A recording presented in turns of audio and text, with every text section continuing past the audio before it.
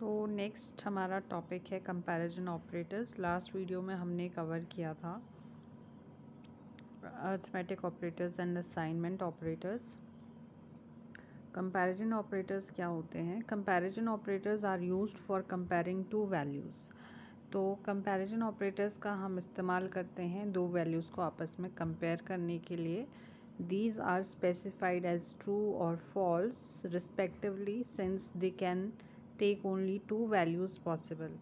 तो ये जो आप कंपैरिजन ऑपरेटर में जिन वैल्यूज़ को आप आपस में कंपेयर करते हैं उनको हम या तो ट्रू या फिर फॉल्स स्पेसिफाई कर सकते हैं, क्योंकि जो कंपैरिजन ऑपरेटर है वो सिर्फ दो ही वैल्यू पे आपके काम करते हैं। तो सिंटेक्स आपका है एक्सप्रेशन 1 मीन जो आपकी पहली वैल्यू होगी, फिर कंपैरिजन ऑपरेटर और फिर एक्सप्रेशन 2 जो आपकी दूसरी वैल्यू होगी। इन दोनों के बीच में कंपैरिजन करके आपके सामने एक रिज़ल्ट आता है। तो the various comparison operators are as follows. First आपका है डबल इक्वल साइन जो कि इक्वल टू ऑपरेटर होता है आपका। फिर है आपका exclamation marks equal to sign जिसको कि आप नॉट इक्वल टू ऑपरेटर बोलते हैं। फिर है आपका लेस देन साइन, फिर है less than equal to operator, फिर ग्रेटर देन ऑपरेटर, फिर greater than equal to operator.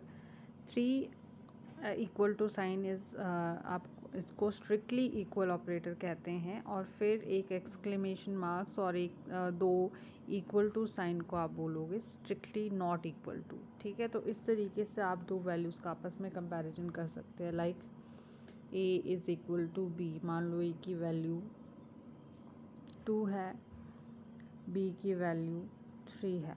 तो आपका जब इन दो वैल्यूज़ का आपस में कंपैरिजन होगा तो ये आपका कंपैरिजन फॉल्स आएगा, क्योंकि यहाँ पे a की वैल्यू b के बराबर नहीं है। ठीक है, तो इस तरीके के कंपैरिजन्स आपके कंपैरिजन ऑपरेटर की मदद से होते हैं।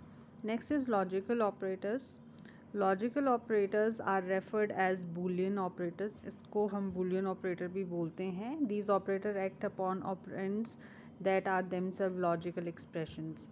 तो ये जो ऑपरेटर है आपके ऐसे ऑपरेंड्स पे काम करते हैं जो खुद से ही एक लॉजिकल एक्सप्रेशंस होते हैं। ठीक है, मीन्स जो आपके ऑपरेंड हैं जिन पे आपके लॉजिकल ऑपरेटर्स काम कर रहे हैं वो पहले से ही आपके कोई ना कोई एक्सप्रेशंस होते हैं। ठीक है, after testing the value of condition it gives the result which is either true और फॉल्स। जब आपके ये लॉजिकल एक्सप्रेशंस के बीच में कंपैरिजन जो भी आपकी कैलकुलेशन होती है ऑपरेटर का इस्तेमाल करके, तो आपके सामने एक रिज़ल्ट आता है या तो ट्रू या फिर फॉल्स। ठीक है, तो आपके सामने जो वेरियस लॉजिकल ऑपरेटर्स आपके यूज़ होते हैं उनके नाम हैं एंड ऑपरेटर जिसको कि लॉजिकल एंड बोलते हैं, लॉजिकल और लॉजिकल नॉट। ठीक है, तो ये सिंबल्स है आपके लॉजिकल ऑपरेटर्स के।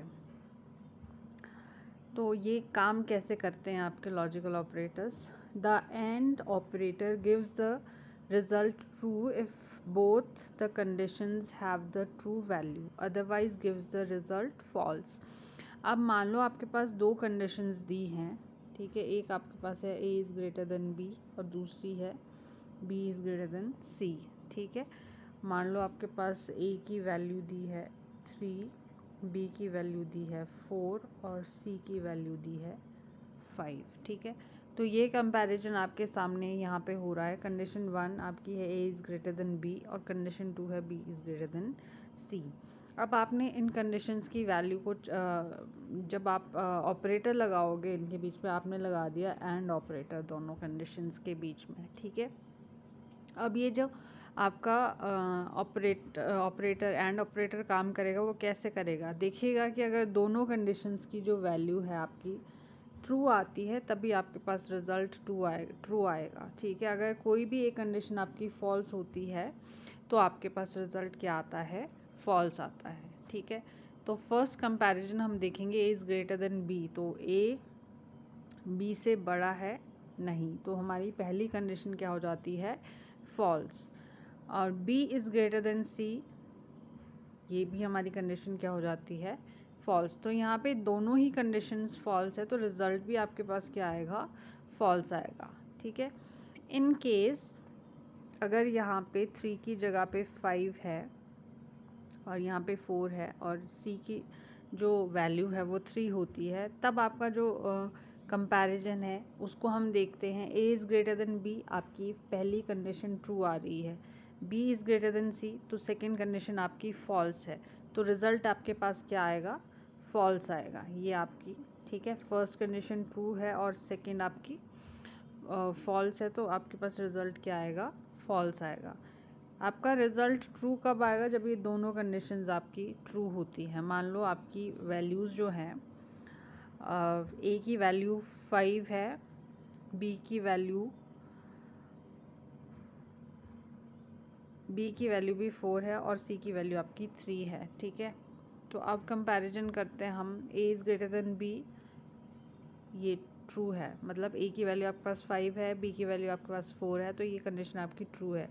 B is greater than c, ये भी आपकी ट्रू है कंडीशन, क्योंकि बी की वैल्यू 4 है और सी की वैल्यू 3 है। तो आपके पास दोनों कंडीशंस यहाँ पे फुलफिल हो रही है, तो आपके पास रिजल्ट क्या आएगा? ट्रू आएगा। इस तरीके से आपका लॉजिकल एंड ऑपरेटर काम करता है। और ऑपरेटर कैसे काम करेगा आपका?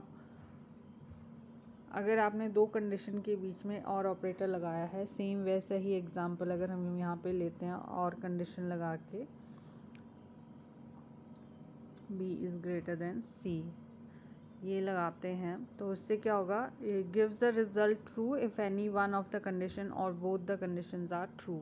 अगर इन दोनों में से कोई भी कंडीशन ट्रू होती है या फिर दोनों कंडीशंस आपकी ट्रू होती है, तो आपके पास रिजल्ट ट्रू आता है, ठीक है। इसमें आपके पास दोनों कंडीशंस को ट्रू होने वाली जो कंडीशन है वो नहीं होती है, ठीक है। आपकी दोनों में से कोई भी एक कंडीशन अगर ट्रू निकलती है तो आपका रिज़ल्ट ट्रू आता है। मान लो यहाँ पे फिर से हम एक कंपैरिजन कर देते हैं। ए की वैल्यू को अगर हम 3 करते हैं, बी की वैल्यू को हम 6 करते हैं और सी की वैल्यू को हम 5 करते हैं। तो अब हम कंपैरिजन करते हैं। यहाँ पे a is greater than b, ये आपकी फॉल्स है, ठीक है। B is greater than c, ये आपकी ट्रू है, ठीक है। तो यहाँ पे क्या हो रहा है? फर्स्ट कंडीशन फॉल्स आ रही है, सेकेंड कंडीशन ट्रू आ रही है, तो रिज़ल्ट क्या आएगा आपका? ट्रू आएगा, ठीक है ना। ये इस तरीके से आपका काम करता है ऑपरेटर और ऑपरेटर। अब यहाँ पे वैल्यूज़ में थोड़ा सा हम चेंज करते हैं। दोनों कंडीशंस को अगर हम ट्रू करते हैं, मान लो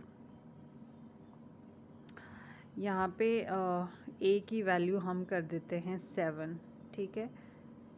तो यहाँ पे कंडीशन हमारी ए is greater than be true है और b is greater than c, ये पहले से ही ट्रू है। तो दोनों कंडीशन जब हमारी ट्रू होती है तो रिज़ल्ट में हमारा क्या आएगा? ट्रू आएगा, ठीक है। तो इस तरीके से होगा। अगर फर्स्ट कंडीशन भी फॉल्स होती है, सेकंड भी फॉल्स होती है, तो रिज़ल्ट क्या आएगा? फॉल्स आएगा। तो ये और ऑपरेटर इस तरीके से आपका काम करता है। नेक्स्ट है आपका नॉट ऑपरेटर। नॉट ऑपरेटर क्या करता है? जो भी रिज़ल्ट आता है उसको उल्टा कर देता है, ठीक है। मान लो आपका रिज़ल्ट ट्रू आता है कंपैरिजन के बाद, जब भी आपका दो ऑपरेटर को आपस में कंपेयर कर रहे हैं, उसके बाद आपका रिज़ल्ट जो है वो ट्रू आता है, तो नॉट ऑपरेटर जब आपने लगाया तो उस ट्रू को वो क्या कर देगा? फॉल्स कर देता है, ठीक है। तो not operator gives the result true if condition is false and false if condition is true.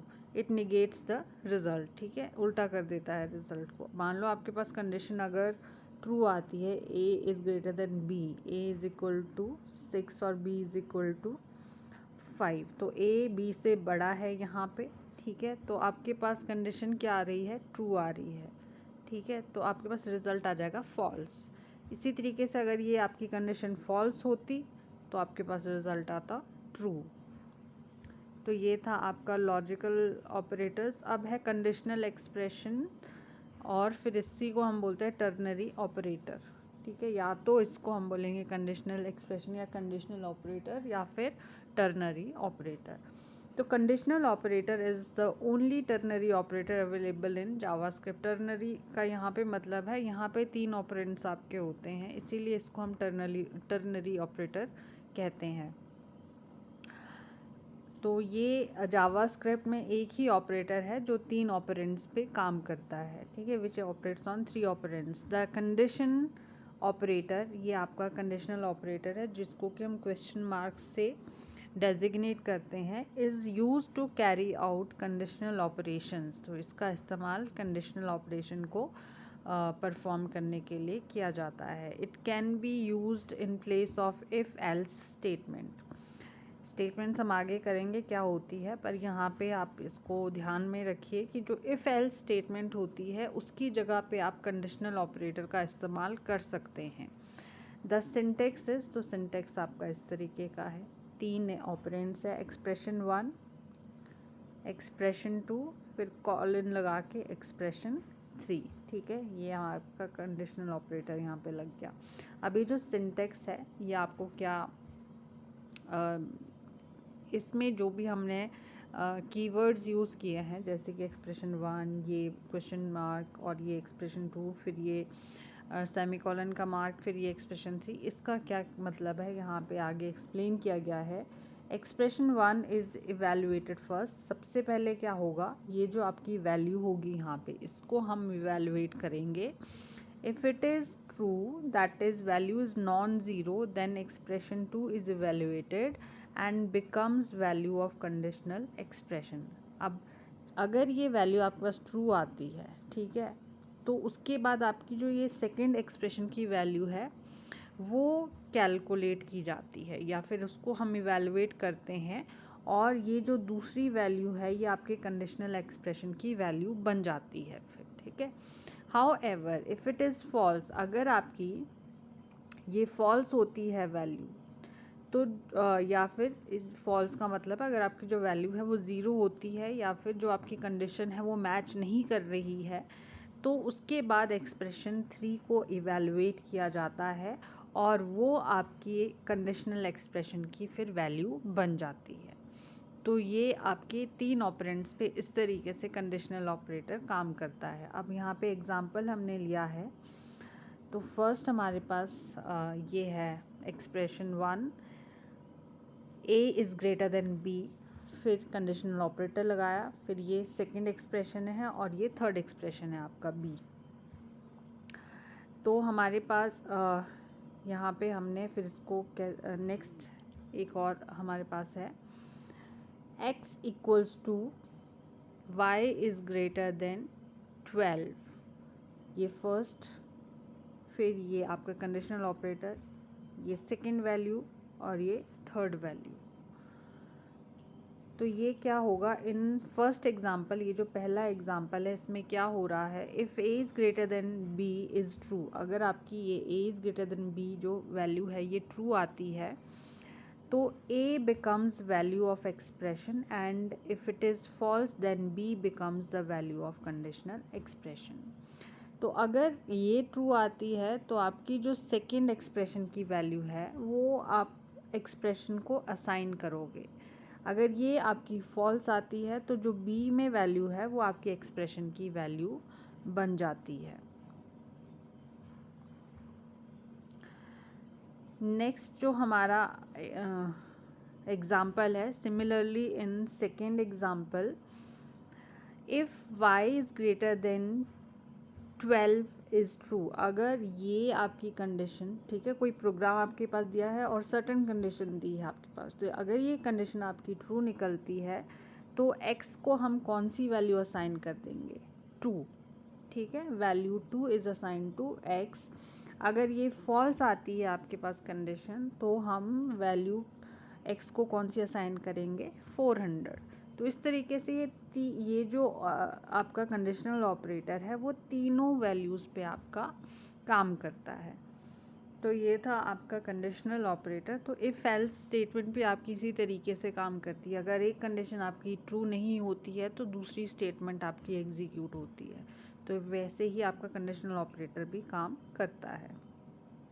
अब नेक्स्ट है आपका स्ट्रिंग ऑपरेटर। स्ट्रिंग ऑपरेटर का क्या काम है, string operator are those operators that are used to perform operations on string. तो इनका काम है कि अगर आप स्ट्रिंग्स पे कोई काम करना चाहते हैं तो उसके लिए आप स्ट्रिंग ऑपरेटर्स का इस्तेमाल करते हैं। The string operators used in JavaScript is plus, ये प्लस का साइन है वैसे तो हम इसको एज अ एडिशन ऑपरेटर भी हम इसका इस्तेमाल करते हैं अर्थमेटिक ऑपरेटर्स में, पर अगर हमने स्ट्रिंग्स पे भी काम करना है तो भी प्लस साइन को एज अ स्ट्रिंग ऑपरेटर इस्तेमाल किया जाता है। इसको हम स्ट्रिंग कंकैटिनेशन ऑपरेटर कहते हैं। The concatenation operator concatenates two or more string values together and returns another string which is the union of the two operand strings. अब concatenation operator का क्या काम है? दो strings को आपस में जोड़ना, जोड़ के एक string बनाना, ठीक है। The operator is used to join two string, that is, तो दो स्ट्रिंग को कैसे आप जोड़ सकते हो? जैसे हमने यहाँ लिखा है इंडिया प्लस ग्रेट, तो ये जो इंडिया और ये ग्रेट है ये आपकी दो स्ट्रिंग्स हैं, ठीक है। अब ये कंकैटिनेशन ऑपरेटर हमने यहाँ पे लगाया है, तो ये इससे रिजल्ट आपके सामने क्या आएगा? India great. तो इस तरीके से दो स्ट्रिंग्स आपस में जोड़ के आपका एक सिंगल स्ट्रिंग क्रिएट करती है स्ट्रिंग कंकैटिनेशन ऑपरेटर से। नेक्स्ट है बिटवाइज ऑपरेटर्स। बिटवाइज ऑपरेटर, अब जो ऑपरेटर आपके बिट्स पे काम करते हैं, ठीक है। बिट्स क्या होती है? 0 या 1। तो bitwise operator performs an operation on the bitwise 0-1 representation of their arguments rather than a decimal, hexadecimal और ऑक्टल नंबर्स। अब आपने कोई वैल्यू को रिप्रेजेंट किया, अब आप उस वैल्यू को ना डेसिमल में लिख रहे हो, ना हेक्साडेसिमल में, ना ऑक्टल नंबर्स में, ठीक है। आपने किस में उसको रिप्रेजेंट किया है? बिटवाइज वैल्यू में, या फिर बिटवाइज रिप्रेजेंटेशन आपने की अपने वैल्यू की। तो इस बिटवाइज रिप्रेजेंटेशन पे जो आपके ऑपरेटर्स काम करते हैं वो है आपके bitwise operators. For example, the decimal number 8 has a binary representation of 1000। अगर हमने 8 को बिटवाइज बाइनरी रिप्रेजेंटेशन में लिखना है तो हम उसको इस तरीके से लिखते हैं 100 is equal to 8। Bitwise operator do their operation on such binary representation but they return standard JavaScript numerical values। तो आपके जो बिटवाइज ऑपरेटर्स होते हैं वो इसी रिप्रेजेंटेशन पे काम करते हैं, पर जब आपके सामने रिजल्ट आता है तो वो एक न्यूमेरिकल वैल्यू होती है। न्यूमेरिकल वैल्यू मतलब जैसे 8, 7, 9, 10, इस तरीके से आपके सामने रिजल्ट आता है, ठीक है। 1 और 0 की रिप्रेजेंटेशन में आपके पास कोई भी रिजल्ट नहीं आता है। तो ये 1 और 0 वाला कॉन्सेप्ट हम फर्स्ट चैप्टर में कर चुके हैं, जहाँ पे हमने नंबर सिस्टम पढ़ा है, ठीक है। उसमें हमने बाइनरी कन्वर्जन भी की है और डेसिमल कन्वर्जन भी की है, तो ये तो आपको क्लियर होगा ही। तो कैसे आपके बिटवाइज ऑपरेटर्स कैसे काम करते हैं? The various bitwise operators are as follows. तो यहाँ पे हमने फिर से एक चार्ट सा बनाया है, इसमें ऑपरेटर्स के नाम दिए हैं, सिंबल दिए हैं, डिस्क्रिप्शन दिया है और एग्जांपल से आपको क्लियर करने की कोशिश की है। तो बिटवाइज एंड ऑपरेटर जब आपका हम यूज़ करेंगे तो इसको रिप्रेजेंट हम इस सिंबल से करेंगे। अब आपने कंफ्यूज नहीं होना है, हमने लॉजिकल भी किया है। लॉजिकल एंड हमने 2 एंड के साइन से रिप्रेजेंट किया है, यहाँ पे सिंगल एंड साइन है, तो ये ध्यान रखना है। जब हम इस ऑपरेटर का यूज़ करेंगे तो इससे क्या होगा? Returns 1 if corresponding bits of both operands are 1। अब इसका रिज़ल्ट आपके सामने एक आएगा जब दोनों जो वैल्यूज़ हैं हमारे सामने उसकी जो बिट्स होती हैं वो दोनों की बिट्स क्या हो? एक हो, ठीक है। जैसे कि यहाँ पे है, हमने x equals to 5 and 1 example लिया है। अब पहले हमने 5 को बाइनरी डिजिट्स में लिखना होगा और फिर 1 को बाइनरी डिजिट्स में लिखना होगा। तो जब हम 5 को लिखते हैं तो ऐसे रिप्रेजेंट करते हैं और 1 को लिखते हैं तो इस तरीके से रिप्रेजेंट करते हैं। बीच में हमने इसमें एंड लगा दिया है, तो हमारे पास जो रिज़ल्ट है वो 1 आएगा। वो कैसे आएगा? इस तरीके से हमने लिखा है। अब हमने एंड पे ध्यान देना है कि जब हमारे पास दोनों कंडीशंस ट्रू होती हैं, मींस हमारे पास दोनों वैल्यूज़ में 1 होगा तो हमारे पास रिज़ल्ट 1 आएगा। अगर एक में 0 है, एक में 1 है, तो हमारे पास रिज़ल्ट क्या आएगा? 0 आएगा। तो आपने यहाँ ध्यान देना है, हमने यहाँ 5 लिखा है, यहाँ पे 1 लिखा है, तो लास्ट में 1 1 है तो रिज़ल्ट आएगा 1। यहाँ 0 है, यहाँ 0 है तो रिज़ल्ट आएगा ज़ीरो, फिर एक 1 है एक 0 है तो रिज़ल्ट 0 आएगा, और फिर दोनों 0 है तो रिज़ल्ट 0 आएगा। तो फाइनल रिज़ल्ट आपके पास आ जाएगा 0 0 1, जो कि 1 की रिप्रेजेंटेशन है। ठीक है, तो इसी तरीके से और आपका काम करेगा। अब और में क्या है, दोनों में से कहीं पे भी आपकी अगर एक बिट है तो आपके पास रिज़ल्ट 1 आता है। ठीक है, दोनों में 0 है तो 0 आएगा, अगर दोनों में 1 है तो 1 आएगा, दोनों में से एक में भी 1 है तो भी 1 आएगा। तो ये ध्यान देना आपने। Returns 1 if corresponding bits of either और बोथ ऑपरेंड्स आर 1। ठीक है, या तो दोनों बिट्स आपकी 1 होगी तो भी 1 आएगा, अगर दोनों में से एक की बिट भी होगी 1 तो भी 1 आएगा। तो यहाँ पे 5 डिवाइड बाय 1, तो ये देखिए अब हम लिखेंगे 5 को रिप्रेजेंट किया, फिर 1 को रिप्रेजेंट किया, तो 1 1 दोनों में है, रिजल्ट पहला 1 आया, फिर दोनों में 0 है तो 0 आया। 5 एक में ऊपर 1 बिट है, दूसरे में 0 है तो रिजल्ट 1 आएगा, दोनों में बिट्स 0 है तो रिजल्ट आएगा 0। तो ये नंबर हमारे पास एज अ रिजल्ट आता है, तो ये किसको रिप्रेजेंट कर रहा है, यहाँ पे 5 को रिप्रेजेंट कर रहा है। फिर है बिटवाइज ज़ॉर, जिसको कि हम इस साइन से रिप्रेजेंट करते हैं। इसमें क्या होगा, returns if corresponding bits of either but not both operands are 1। अब इसमें क्या होगा कि दोनों में से एक की बिट 1 है, ठीक है, तो आपके पास रिजल्ट 1 आएगा, अगर दोनों की आपकी बिट्स 1 है तो आपके पास रिजल्ट आएगा 0। तो आपने ये ध्यान देना है। ठीक है, तो 5 और 1 को सेम वैसे ही रिप्रेजेंट किया है हमने यहाँ पे, और ऑपरेटर लगा दिया है ज़ॉर ऑपरेटर, बिटवाइज ज़ॉर ऑपरेटर। अब जब हम इसको इस तरीके से लिखते हैं तो दोनों अगर 1 है तो रिज़ल्ट क्या आना है, यहाँ पे 0, दोनों 0 है तो रिज़ल्ट 0 आएगा। एक में बिट आपकी 1 है, दूसरे में 0 है तो रिज़ल्ट आएगा 1 आपके पास, राइट, और फिर दोनों में आपके पास 0 है तो रिज़ल्ट आ गया 0। और इसको कैसे रिप्रेजेंट करते हैं हम, ये है 4 की रिप्रेजेंटेशन। अब है बिटवाइज नॉट, लेफ्ट शिफ्ट, तो ये आपके पास बिटवाइज नॉट या फिर लेफ्ट शिफ्ट जो है आपका ऑपरेटर है। पहले बिटवाइज नॉट है, ये इकट्ठा नहीं है, ये अलग अलग है। बिटवाइज नॉट हम पहले करेंगे, इससे क्या होगा, इन्वर्ट द बिट्स, इससे उल्टा हो जाएगा। जो आप जैसे आपने रिप्रेजेंट की है जो नंबर, उसकी बिट्स को ही रिप्रेजेंट कर देगा। 1 की जगह पे 0, 0 की जगह पे 1 आ जाएगा। तो अगर हमने नॉट करके x इक्वल्स टू नॉट 5 किया है तो नॉट 5 करके 5 की रिप्रेजेंटेशन हमारी ये है। अब क्या हुआ, 0 की जगह पे 1 आ गया, 1 की जगह पे 0, 0 की जगह पे 1 और 1 की जगह पे 0। तो ये किसकी रिप्रेजेंटेशन है, आपकी 10 की रिप्रेजेंटेशन है। ठीक है, नेक्स्ट है आपका लेफ्ट शिफ्ट। लेफ्ट शिफ्ट ये 2 लेस देन साइन से आप रिप्रेजेंट करते हैं। इसमें भी क्या होगा, आपकी एक एक बिट आपकी लेफ़्ट साइड को शिफ्ट होती जाएगी। ये आपकी लेफ़्ट साइड है, जो भी बिट है आपकी वो एक करके एक प्लेस से वो शिफ्ट हो जाएगी। शिफ्ट बाय, इससे क्या होगा, shifts binary representing bits to the left shifting the zeros from the right.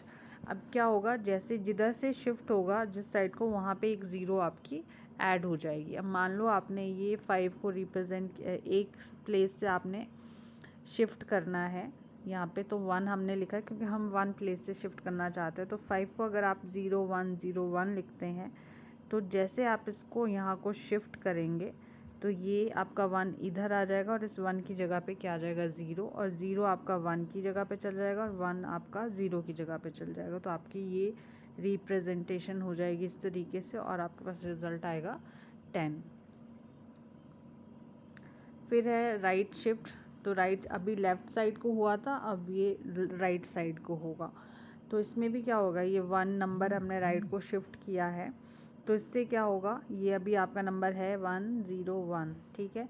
अब ये 0 यहाँ चला गया, यहाँ पे एक 0 ऐड हो गया, ठीक है। ये जो 0 था वो इस जगह पे आ गया, और ये यहाँ पे 1 आ गया, और ये यहाँ पे 0 आ गया। तो ये आपकी नंबर बन गया 0 0 1 0। ठीक है, मैं फिर से इसको बताती हूँ ये कैसे हुआ है। अभी मान लो ये राइट साइड को हमने शिफ्ट करना है, ठीक है, तो ये पूरा नंबर ही इधर को चला जाएगा। तो इसमें क्या होगा, यहाँ पे एक ज़ीरो ऐड हो गया, इस ज़ीरो की जगह पे ज़ीरो ही आएगा, और ये ज़ीरो एक की जगह को शिफ्ट हो गया, ये एक यहाँ आगे ज़ीरो को शिफ्ट हो गया, और ज़ीरो यहाँ को शिफ्ट हो गया, और ये जो एक बिट है ये बाहर ही निकल गया यहाँ से। ठीक है, तो आपके पास ये नंबर बन गया 0010, तो ये रिप्रेजेंट करता है 2 को। इस तरीके से शिफ्टिंग आपकी होती है। तो ये थे आपके बिटवाइज ऑपरेटर्स। अब नेक्स्ट है आपके स्पेशल ऑपरेटर्स होते हैं कुछ हमारे पास जावास्क्रिप्ट में। तो फर्स्ट है आपका delete operator. The delete operator deletes an objects property और an element from an array. मान लो आपने एरे में कोई भी ऑब्जेक्ट स्टोर किया है, ठीक है, अगर आप उस ऑब्जेक्ट को डिलीट करना चाहते हो, उसकी प्रॉपर्टीज़ और जितने भी एलिमेंट्स आपने उस एरे में स्टोर किए उन सबको आप डिलीट करना चाहते हैं, तो आप डिलीट ऑपरेटर का इस्तेमाल कर सकते हैं। The operator can also delete variables which are not declared with the var statement. तो ये जो आपका डिलीट ऑपरेटर है, इसका इस्तेमाल आप वेरिएबल्स को भी डिलीट करने के लिए कर सकते हैं। और कौन से वेरिएबल, जो आपके वैर स्टेटमेंट से आपने डिक्लेयर नहीं किए होते हैं, उन वेरिएबल्स को डिलीट करने के लिए। तो इसको लिखेंगे कैसे, हम डिलीट लिख देंगे और साथ में उस ऑब्जेक्ट का नाम जिसको हम डिलीट करना चाहते हैं। Next is new operator. The new operator is used to create an instance of the user defined object type or one of built-in object type which has a constructor function। अब अगर आपने एक पहले से ही user ने कोई object create किया है और आप उसी के जैसा एक और ऑब्जेक्ट, एक और इंस्टेंस क्रिएट करना चाहते हैं, तो वो आप न्यू ऑपरेटर की मदद से कर सकते हैं। तो सिंटैक्स है इसका, आपका लिखने का तरीका आपका जो है syntax, var object name equals to new object type, और फिर यहाँ पे पैरामीटर्स जो भी आपने प्रोवाइड कराने हैं उस नए ऑब्जेक्ट को। ठीक है, वैर ऑब्जेक्ट जो पहले से ही ऑब्जेक्ट आपका बना होगा। ठीक है, यहाँ पे ऑब्जेक्ट का नाम देंगे, उसके बाद हमने उसको नए ऑब्जेक्ट को जो भी हमने नाम देना है वो हम दे देंगे, और फिर पैरामीटर जो हम न्यू वैल्यूज़ प्रोवाइड करवाना चाहते हैं उस ऑपरेटर को, उस ऑब्जेक्ट को, वो भी हम प्रोवाइड करवा सकते हैं। तो इस तरीके से हम एक पहले वाले ऑब्जेक्ट के जैसा एक नया इंस्टेंस क्रिएट कर सकते हैं। Next is comma operator. The comma operator is used to execute two expressions sequentially. तो कॉमा ऑपरेटर का इस्तेमाल हम करते हैं अगर हमने दो एक्सप्रेशन को एक साथ, एक के बाद एक को हमने एग्जीक्यूट करना है। तो जैसे कि हमने यहाँ लिखा एक्सप्रेशन 1, एक्सप्रेशन 2, ये बीच में इसको कॉमा से सेपरेट कर दिया है, तो कॉमा ऑपरेटर का इस्तेमाल इसीलिए किया जाता है। Next is type of operator. तो टाइप ऑफ ऑपरेटर हमने पहले भी डिस्कस कर चुके हैं इसको, तो यहाँ पे भी कर देते हैं। The type of operator is a unary operator that is placed before its single operand which can be of any type. तो ये एक यूनरी ऑपरेटर होता है जो कि सिंगल ऑपरेंट पे ही काम करता है। इसको हम सिंगल ऑपरेंट पे, जिस पे हमने अप्लाई करना है इस ऑपरेटर को, उसके आगे हम इसको लिख देते हैं। ठीक है, और वो ऑपरेंट आपका किसी भी टाइप का हो सकता है। Its value is a string indicating that data type of the operand. तो इसकी जो टाइप ऑफ ऑपरेटर की वैल्यू आपकी स्ट्रिंग होती है, क्योंकि ये जो भी आपका ऑपरेंट है उसका डेटा टाइप इंडिकेट करता है कि आपने कौन सा टाइप का डेटा, या फिर जो भी आप ऑपरेंट यूज़ कर रहे हैं उसका टाइप क्या है डेटा का, वो इंडिकेट करता है type of operator. The type of operator evaluates the number, string or boolean if its operand is a number, string or boolean value and returns true or false based on the evaluation। तो type of operator